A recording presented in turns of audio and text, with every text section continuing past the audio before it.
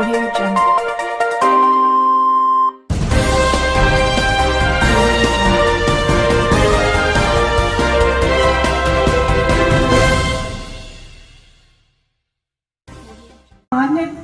उन लोगों को मैं सादर प्रणाम करती हूँ और आप लोगों को बहुत बहुत प्रणाम करती हूँ कि आप लोग इतनी बड़ी संख्या में यहाँ पर आए हमारी बात सुनने के लिए।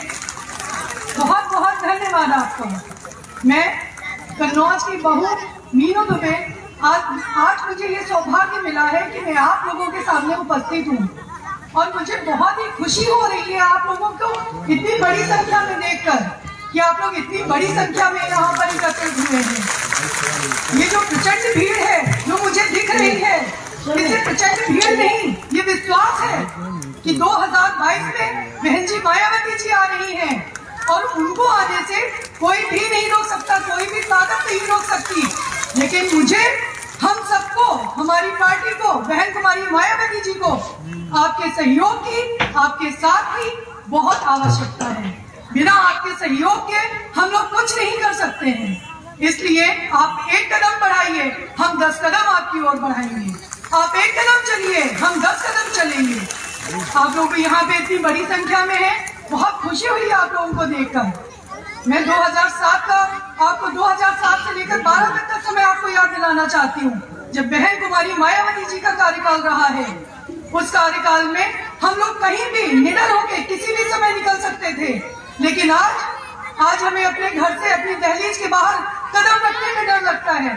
ये लगता है कहीं हमारे साथ कुछ गलत ना हो जाए, हम किसी की दरिद्री का शिकार ना हो जाए। किससे कहेंगे? नीचे से लेकर ऊपर तक सब बिके हुए हैं। किससे कहेंगे हम अपनी बात?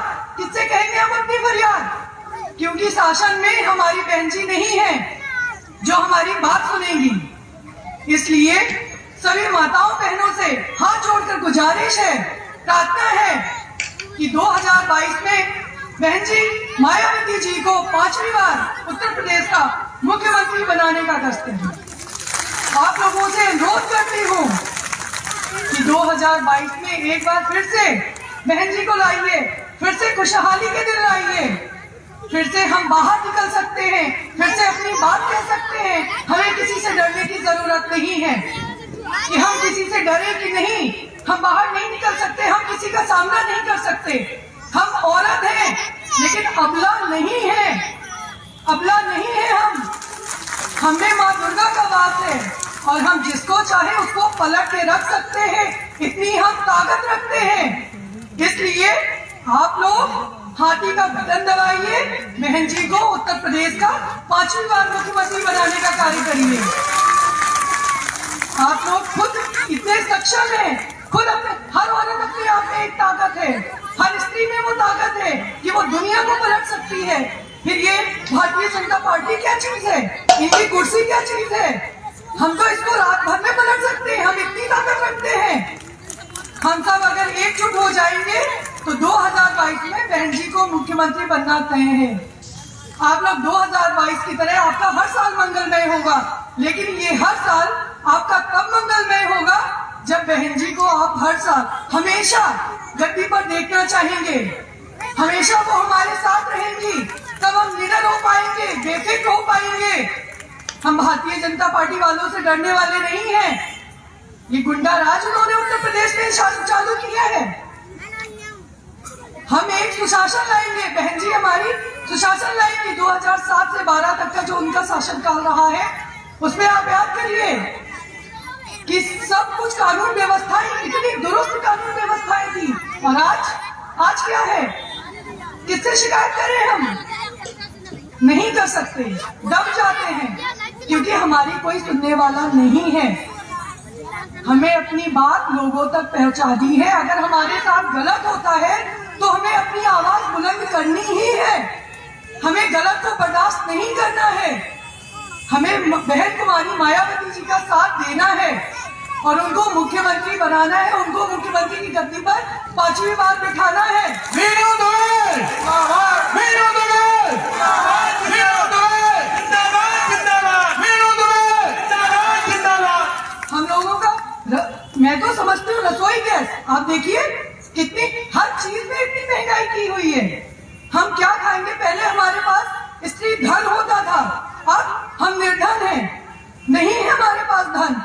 क्योंकि घर परिवार में हमारा सब खर्च हो जाता है।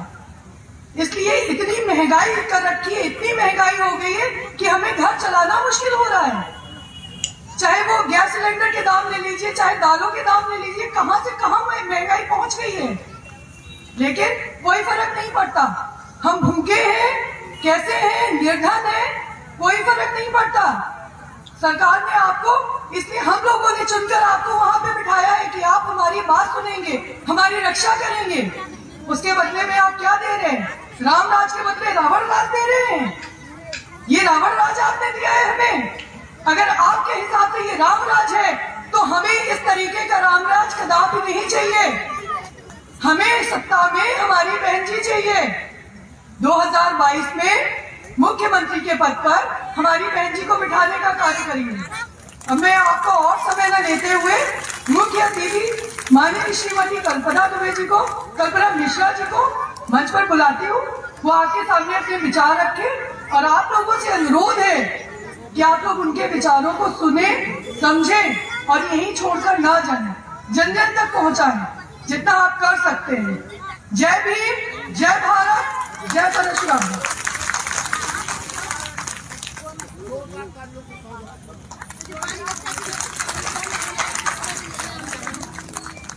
श्रीमती मीनू दुबे ने दिल छूने वाली बात कही। अब इसी कड़ी में हम बुलाते हैं दूसरी मातृशक्ति श्रीमती रचना त्रिपाठी जी को।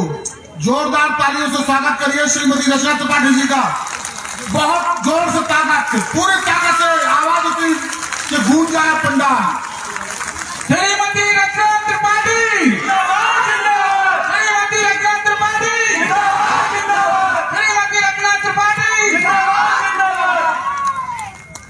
मंच पर उपस्थित सभी गणमान्य व्यक्तियों को, सबसे पहले अपनी दीदी कल्पना मिश्रा जी को पूरे दिल से स्वागत करती हूँ। उसके साथ यहाँ पर आए प्रांगण में बैठे सभी हर माता, बहन, बच्चे, बड़ों का दिल से प्रणाम करती हूँ और नए वर्ष की आप लोग को बधाई देती हूँ। और आप सबसे उम्मीद करते हैं आप लोग एक एक शब्द हमारी बहन कल्पना मिश्रा जी का ध्यान से सुने, जिसके लिए आप यहाँ एकत्रित हैं।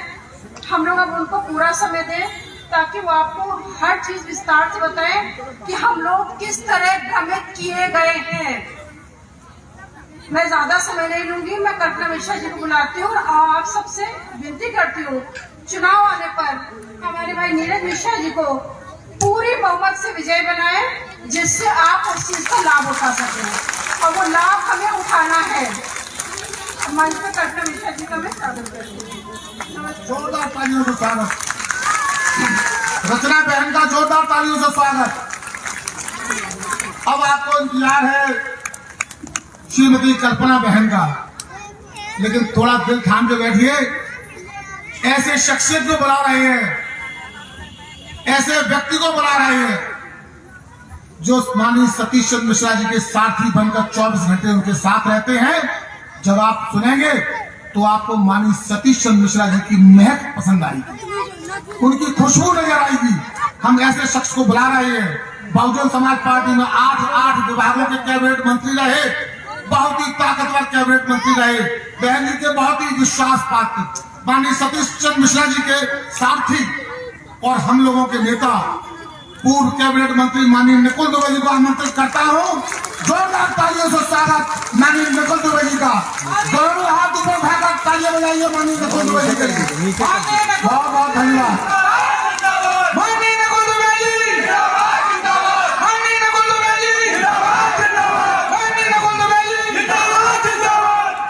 सर्वप्रथम भारतीय संविधान के रचयिता परम पूज्य बाबा साहब भीमराव अम्बेडकर एवं बहुजन समाज पार्टी के संस्थापक माननीय कांशी राम साहब को श्रद्धा सुमन अर्पित करते हुए आज भागवत इंटर कॉलेज,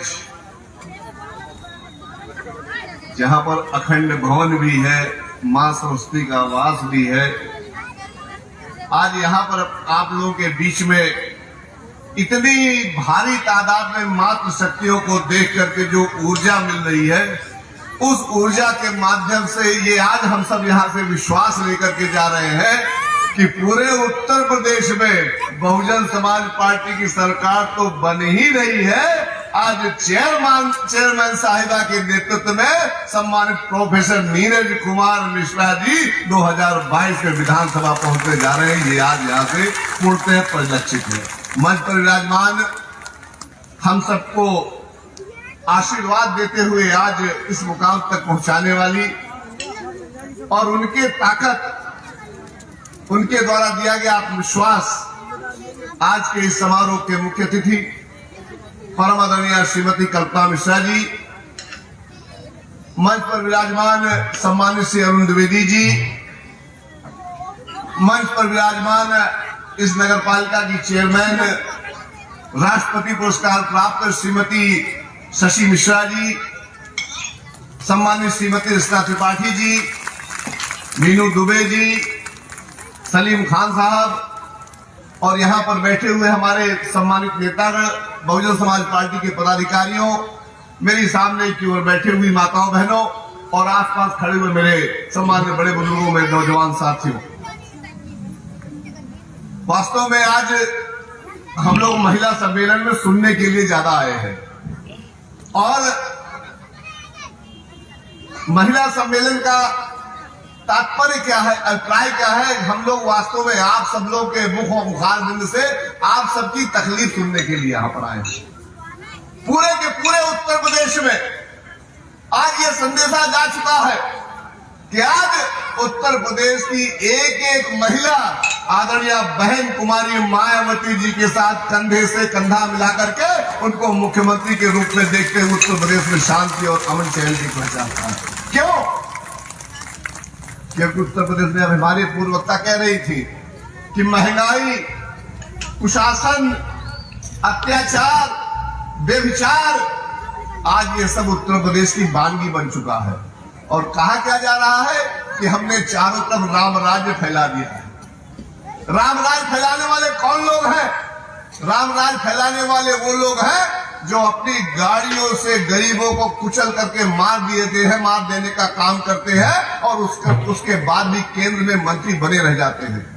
आप लोगों से मैं जानना चाहता हूं और बताने का काम करिएगा कि अगर बहुजन समाज पार्टी की सरकार नहीं होती और किसी ने इस तरह का अन्याय कर दिया होता तो उसका स्थान कहां पर होता, ये आप लोग बताइएगा जरूर। वो सब लोग जेल के सलाखों के पीछे होते, लेकिन वारे प्रदेश के मुखिया, वारे देश के मुखिया मंच पर खड़े होते हैं, बगल में ऐसे अपराधियों को खड़े करके देखने का काम करते हैं कि बताइए कहीं यार आपको अपराधी नजर आ रहा है प्रदेश में। अरे अब तो उत्तर प्रदेश के कोने कोने में अपराधी बैठ गया है और ऐसे अपराधी बैठ गए हैं जिनको माननीय मुख्यमंत्री जी स्वयं संरक्षण देने का कार्य करते हैं। मैं आपके बीच में, मुख्य अतिथि महोदय के बीच में बहुत देर तक बाधा नहीं बनना चाहता हूं, लेकिन इतना जरूर कहना चाहता हूं कि अगर वास्तव में आप परेशान हो, अगर वास्तव में आप हलाकान हो, अगर वास्तव में आपने 5 साल से लेकर के अभी तक अत्याचार और तकलीफें सहने का काम किया है, तो आज का दिन जो आज 3 तारीख है, साल प्रारंभ हो रहा है, इस 3 तारीख को यहां जाने के पहले अपने मस्तिष्क में बैठा करके जाइएगा, इस सरस्वती माता का सौगंध लेकर के जाइएगा, इस प्रांगण को छोड़ने के पहले ये शपथ लेकर के जाइएगा कि जब तक नीरज मिश्रा जी को विधानसभा नहीं पहुंचा देंगे हम लोग चैन से बैठने का काम नहीं करेंगे। कि हम लोग तो संकल्प लेकर के जा रहे हैं। नीरज मिश्रा जी क्या कह रहे थे? नीरज मिश्रा जी कह रहे थे रोटी तब दीजिएगा जब आपको ये मालूम पड़ जाए कि हाथी का बटन दबाएंगे ये लोग। मिश्रा जी आप चिंता मत करिए, जो राष्ट्रपति का अवार्ड लेकर के आई है उनका एक बार का संदेशा इन सारी माताओं को इकट्ठा करेगा और सारी माताएं अपना तो हाथी पर बटन दबाएंगे ही, अपने आसपास के क्षेत्र में जितने भी उनके घर के परिवार के लोग हैं सबका बटन हाथी में दबवा करके आपको विधानसभा पहुंचाने का काम करेंगे। लेकिन एक बात अंत में जरूर कहूंगा, वो ये मैं कहना चाहता हूं, आज यहाँ पर जो ये संगम दिखाया गया है, यहाँ पर हर समाज की महिलाएं बैठी हुई है। हम लोग को आज हमारे प्रदेश को इसकी सबसे बड़ी आवश्यकता है। इसकी आवश्यकता इसलिए है कि टेलीविजन में अगर आप बैठिएगा, पहला काम तो टेलीविजन अगर आप लोग देखते हो टेलीविजन मत देखा करिए, टेलीविजन देखने से मन खराब होता है। महिलाएं, माताएं, मैं सिर्फ ये कहना चाहता हूं कि आज जो हमारे देश और हमारे प्रदेश में एक आपस में लड़ाने वाला काम चल रहा है, उस लड़ाने वाले काम को रोकने के लिए आज उत्तर प्रदेश में बहुजन समाज पार्टी की सरकार की सबसे बड़ी आवश्यकता है। क्यों? वो इसलिए कि अगर आज हमारे प्रदेश में खतरे में कौन है? सब लोग चाहकर हल्ला मचाते हैं, अरे फलाना खतरे में है, फलाना खतरे में, फलाना खतरे में।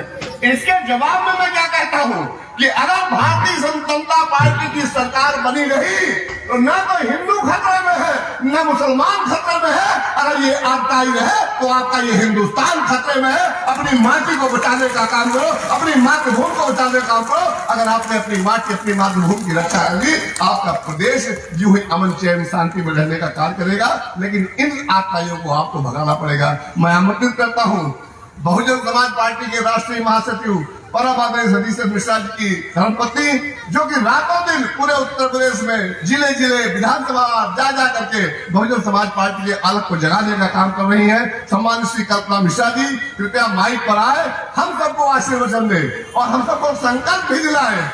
मैं कहना चाहता हूँ जितने लोग यहाँ पर खड़े बैठे हैं, उनकी एक एक बात को सुनिएगा, बुनिएगा, अपने मन में, अपने मस्तिष्क में, अपने आत्मा में, अपने दिमाग में उसको साथ लेकर के जाइएगा। और पटियाली ही नहीं, पूरे एटा क्षेत्र में, पूरे आगरा मंडल में, पूरे अलीगढ़ मंडल में घर घर संदेश को देने का काम करिएगा।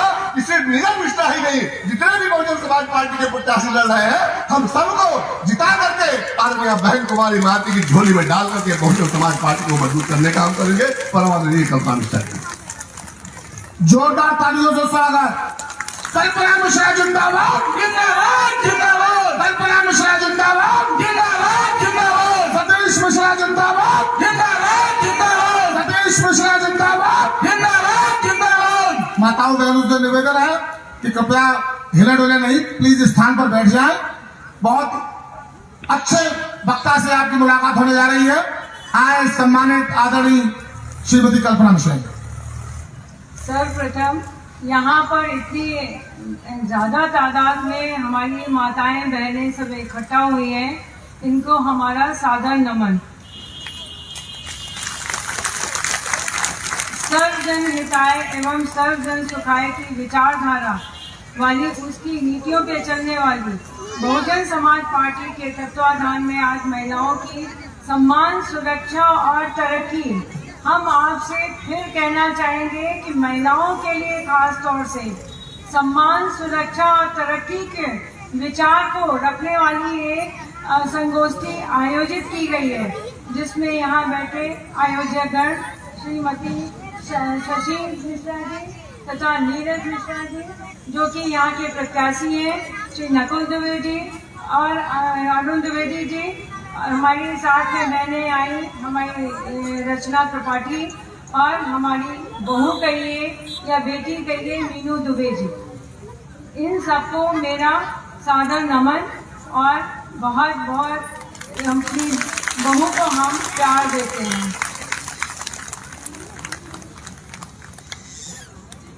इस संगोष्ठी का उद्देश्य सिर्फ यही है कि जो बहुजन समाज को जोड़ती हुई सर्वजन समाज के लिए शासन में, बहन जी के बहुजन समाज पार्टी के शासन काल में क्या उनके लिए फायदे हुए और अब सरकार बनने पर उनको क्या लाभ मिल सकता है महिलाओं को, उसके बारे में जागरूक करना है।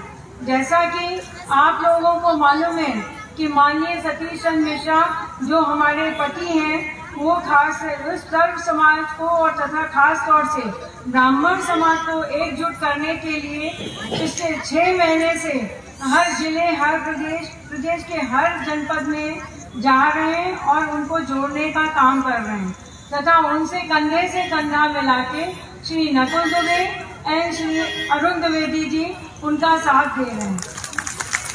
तो पत्नी होने के नाते हमारा भी नैतिक कर्तव्य बनता है कि हम भी इसमें यथाशक्ति सहयोग करें। 2007 में सर्वजन सहयोग से जब बीएसपी की या बसपा की पूर्ण बहुमत की सरकार आई, तो उस सरकार का शासनकाल, शासन के साथ साथ अनुशासन और कानून व्यवस्था को आप सभी ने देखा है। उस समय क्योंकि हमारी आदरणीय बहन जी वो किसी जाति, धर्म और वर्ग विशेष के लिए काम नहीं करती हैं, बल्कि सर्वजन सुखाय सर्वजन हिताय की नीति पर सभी के लोगों के लिए के विकास के लिए सोचती हैं और काम करती हैं। उस समय उस शासन काल में हमारी माँ, बेटियां, बहनें, जैसा कि अभी सभी ने बताया, इतनी महफूज थी कि उसमें आपको देर रात भी निकल के जाना है तो उनके मन में विश्वास रहता था कि हमारी बहन जी कल की सरकार है, कोई मेरी तरफ गलत नजर से नहीं देखेगा, और जाके वो अपना काम भी कर पाती थी। आजकल बीजेपी की सरकार, जो कि रोको एंड और ठोको की नीति पर चलने वाली सरकार है, जिसमें पुलिसिया राज चल रहा है, हमारी माँ बहन बेटियों के साथ गलत काम हो रहा है। क्राइम, ये हम नहीं कह रहे हैं, ये नेशनल क्राइम ब्यूरो की रिपोर्ट बता रही है कि हर 2 घंटे में किसी न किसी महिला, किसी न किसी बच्ची के साथ बलात्कार हो रहा है या हत्याएं हो रही हैं। इनके शासनकाल में ये हत्याएं जैसे चोरी, लूटपाट और डकैती जैसे अपराध आम हो गए हैं, जिसका कि अभी आपको 2 घंटे का भी पता नहीं है कि 2 घंटे बाद किसके साथ क्या होने वाला है। बीजेपी के पहले जो समाजवादी पार्टी की सरकार थी, वो भी उसके राज में भी कानून व्यवस्था एकदम ध्वस्त थी, जिसको कि हम लोग गुंडा राज कहते थे। वो सरकार जिसमें कि जैसे ही सत्ता में आती थी वहाँ पे हफ्ता वसूली शुरू हो जाती थी। ये व्यापारी गण लोग अच्छे से ये चीज जानते हैं कि उनके साथ क्या बीतता था। उनके लोगों का जिसके घर पे नजर पड़ गई उसको अवैध कब्जा करना, जमीनें हड़पना मेन काम होता था। और उन्होंने जो विकास के नाम पे काम किए भी हैं, वो सारे प्रोजेक्ट आदरणीय बहन जी के थे। जैसे लखनऊ में मेट्रो देना, मेट्रो रेल चलाना, वो बहन जी का प्रोजेक्ट था। वहाँ इंटरनेशनल स्टेडियम बनाया गया, वो भी बहन जी का था। तथा माननीय कांशीराम, जो कि 250 एकड़ में पार्क बनाया गया था लोगों की घूमने की सुविधा के लिए, उस पे नाम बदलकर अपना मुहर लगाने का काम समाजवादियों ने किया था। उन्होंने 2003 में सवर्णों की नौकरियों पे रोक लगा दी थी कि कोई नौकरियां नहीं दी जाएंगी, लेकिन जैसे ही 2007 में बहन जी आई, उस पे रोक हटा के उन्होंने 23 लाख नौजवानों को नौकरी देने का काम किया, जिसमें कि हम आपको बताना चाहेंगे कि 1,08,000 सफाई कर्मचारियों को नौकरियां मिली थी उस समय, और 1,80,000 सहायक अध्यापकों को नौकरियां मिली थी। इसके साथ साथ 2.5 लाख पुलिस लोगों की भर्तियां प्रमुख हैं, जो कि बहन जी ने उस समय ये नौकरियां देने का काम आके साथ किया था, जो कि नौकरियों पे रोक लगा दी गई थी। इसके साथ साथ जो संविदा में काम करते थे उनको रेगुलर करने का काम किया गया, तथा उनका वेतन बढ़ाने का काम बहन मायावती जी ने ही किया था। आज के दिन ये हाल है कि हमारी माँ बहन बेटियां ना घर में सुरक्षित हैं और ना वो अपने घर से बाहर ऑफिस में हैं। इसका जीता जागता उदाहरण हम आपको बताना चाहेंगे। हमारे लखनऊ की श्रद्धा गुप्ता, जो कि अपने बूढ़े माँ बाप के भरण पोषण के लिए अयोध्या में नौकरी करती थी, उसको एक आईपीएस के द्वारा इतना प्रताड़ित किया गया कि वो परेशान हो गई। उसने दिवाली के 2 दिन पहले खुदकुशी कर ली, आत्महत्या करने पे मजबूर हो गई। उसको क्या पता था कि यहाँ रक्षक ही भक्षक हैं। यहाँ पर ये कैसा समाज बन रहा है, बनाया जा रहा है, जिसमें कि हमारी बेटियां, हमारी बहनें सुरक्षित नहीं हैं। मेरा मानना है कि जिस देश में महिलाओं को सम्मान नहीं है, उस देश का कोई उत्थान नहीं है। इसी कड़ी में खुशी दुबे, जो कि बेचारी नाबालिग थी, शादी के 2 दिन हुए थे, उसकी मेहंदी भी नहीं छूटी थी, उसको भी जेल में डालने का काम ये बीजेपी की सरकार ने किया, और 1.5 साल हो गए उसको जमानत नहीं मिल रही है। इतनी कोशिश के बाद भी उसको जमानत नहीं दी जा रही है। जैसा कि आज अभी नीरज मिश्रा जी ने बताया कि वो उसका हाथरस का कांड, दलित महिला के साथ रेप करने के बाद जब उसकी हालत खराब हुई तो हॉस्पिटल भर्ती कराया गया। हॉस्पिटल से मरने के बाद उसकी बॉडी उसके पेरेंट्स को नहीं दी गई, माता पिता को, और उसको पेट्रोल डीजल डाल के उन्हीं की आंखों के सामने फूंक दिया गया। एक ही काम नहीं, हाथरस का दूसरा कांड, जो पूर्व ब्लॉक प्रमुख थी रेणु शर्मा, उसको भी जेल में, क्योंकि उन्होंने इनके खिलाफ आवाज उठाई थी, तो वो उसको जेल में डालने का काम किया गया। उसको तो जमानत ही मिल गई, लेकिन फिर भी नहीं निकाला गया। वो निकली तब जब उसकी डेथ हो गई, जब उसकी मृत्यु हो गई, मौत होने पर उसकी बॉडी बाहर आई। अब आप सोच सकते हैं कितनी संवेदनहीन सरकार है। इसी तरह उन्नाव और महोबा का कांड हुआ। बहु बेटियां तो छोड़िए, इस प्रदेश में नौजवान भी सुरक्षित नहीं है। पुलिस एनकाउंटर के नाम पे 100 से ज्यादा लोग मार दिए गए हैं, और उनकी माँ बहनों को, उनकी बीवियों को कोई पूछने वाला नहीं, ना ही उनकी कहीं कोई थाने में सुनवाई हो रही है। एक जाति विशेष ब्राह्मणों के घर का सुहाग उजाड़ा जा रहा है, जाति विशेष पे खास अत्याचार चल रहे हैं। हम तो कहते हैं कि अगर वो अपराधी है तो आप उसको जेल में डालिए और नियमानुसार जो उस पर मुकदमा चलाइए। अगर वो अपराधी है तो उसको अदालत सजा देगी, लेकिन नहीं, उन्होंने तो कानून व्यवस्था को ही बिगाड़ रखा है। पुलिस हिरासत में लोगों की मौतें हो रही हैं। 5 साल में 15 से 20 लोग पुलिस की कस्टडी में, हिरासत में ही मर गए। ये लेटेस्ट तो आपके यहाँ कासगंज का है कि जो पुलिस हिरासत में आदमी मरा, उसको अपने बचाने के लिए कह दिया कि 2 फीट की पाइप से वो खुदकुशी करके मर गया। अब आप लोग ही बताइए, 2 फीट की पाइप से 5 फीट का आदमी कैसे खुदकुशी कर सकता है? ये तो बिल्कुल फिल्मी बात लगती है। इसी तरह 15-20 लोग इनके हिरासत में 5 साल में मर चुके हैं, जो पुलिस के नाम। अब इसको हम पुलिसिया राज ना कहें तो क्या कहें? आप लोग खुद सोच सकते हैं कि एक समाज में भय का वातावरण फैला है। इतिहास गवाह है कि जहाँ चैन अमन नहीं होता है, वहाँ पर विकास नहीं होता है। यहाँ के युवा बेरोजगार हैं, महिलाएं असुरक्षित हैं, कानून व्यवस्था ध्वस्त हो चुकी है, यहाँ रक्षक ही भक्षक बन गए। अब आपको खुद समझ में आ रहा होगा कि ये पुलिसिया राज किस तरह से चल रहा है, और जहाँ पे किसी की भी सुनवाई नहीं हो रही। बीजेपी के नेता कहते हैं कि उत्तर प्रदेश में औरतें बहुत सुरक्षित हैं, स्कूटी पे गहने पहन के निकल सकती रात को 2 बजे। आप बताइए कि जब सचिवालय के अंदर महिला के साथ उत्पीड़न हो गया तो वो प्रदेश की महिलाओं को कैसे बचाएंगे? कोरोना काल से आप लोग सभी वाकिफ हैं कि कोरोना काल की भयानक तस्वीर सामने आती है। हम मानते हैं कि 2020 में जो कोरोना काल आया था वो अप्रत्याशित था, उसके बारे में किसी को ज्यादा जानकारी नहीं थी। लेकिन जब दूसरी लहर 21 में आई तो इस सरकार ने कोई पुख्ता इंतजाम नहीं किए। लोग ऑक्सीजन की कमी से, इंजेक्शन की कमी से मर रहे थे। यहाँ तक कि उनकी लाशों को जलाने के लिए लकड़ी तक का प्रबंध नहीं था, और उन लोगों ने मजबूरी में आके नदी के किनारे या तो लाशें गाड़ दी या बहा दी। इस तरह की अव्यवस्था को आप लोग जरूर ध्यान रखिएगा, और 2022 में इसका मुंह तोड़ जवाब दीजिएगा कि बीजेपी की सरकार ने सभी के साथ, सभी वर्गों के साथ, सभी धर्मों के साथ क्या किया।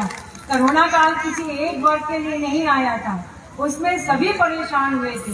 लेकिन इस सरकार की संवेदनहीनता आपको सामने उजागर है। आप सोच सकते हैं कि उन्होंने कैसे इंतजाम किए थे। आज महंगाई आपकी चरम सीमा पे है। हम आपसे पूछना चाहेंगे कि सबसे महंगी तो आपकी रसोई है, जिसमें कि लोगों का 2 टाइम का खाना बनना मुश्किल हो रहा है। गैस हो गई है 400 से 1000 रुपए के ऊपर जा रही है। वैसे तेल के दाम दुगने से चौगने हो गए हैं। तो आप ही बताइए कैसे आम आदमी कैसे घर चलाए। यहाँ तक कि जो अब सुनने में आ रहा है, सब्जी के भी दाम बढ़े हुए हैं। कोई कहे हम दाल नहीं खाएंगे तो चलिए सब्जी बनाए, तो सब्जी भी चौगने दाम को ऊंचाई पे छू रही है।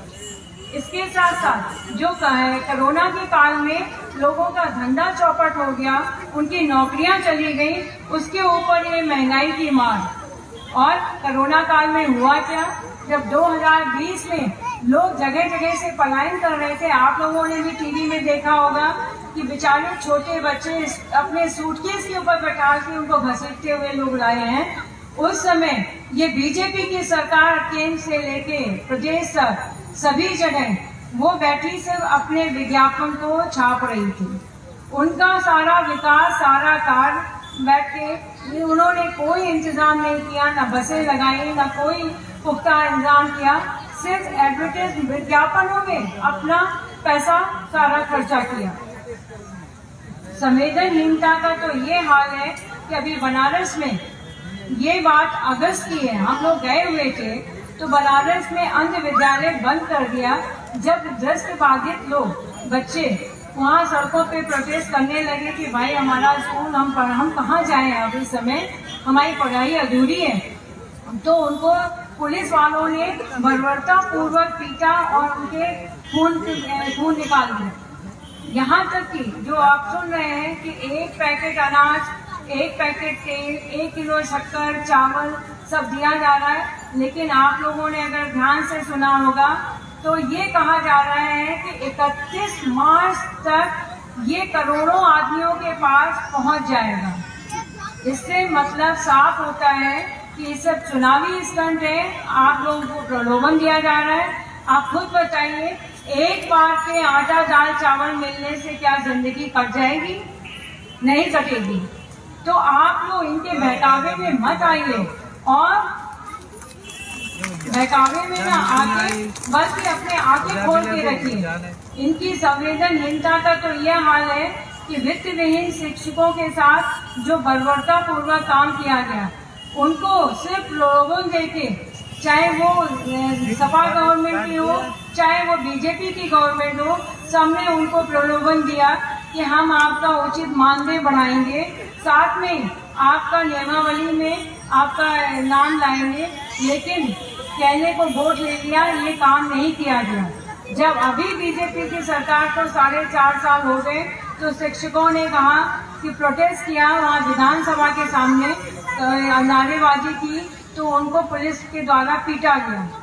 एक लेडी, एक शिक्षिका जिसके की सर पे लाठी पड़ी और खून निकलने लगा, उसने तो अपने बाल मुड़वा के ये कह दिया कि आज इस सरकार की, ये बीजेपी सरकार की हमने एंटेस्टी कर दी। ये सुनने के बाद संवेदनहीनता का ये आपको हम उदाहरण देना चाहेंगे कि ये सुनने के बाद यहाँ प्रदेश के मुखिया कहते हैं कि उन लोगों के साथ यही होना चाहिए, उनके किस्मत में यही है, वो लाठी खाती रहे। अब आप सोच सकते हैं कि आम जनता के साथ वो क्या सोचते हैं।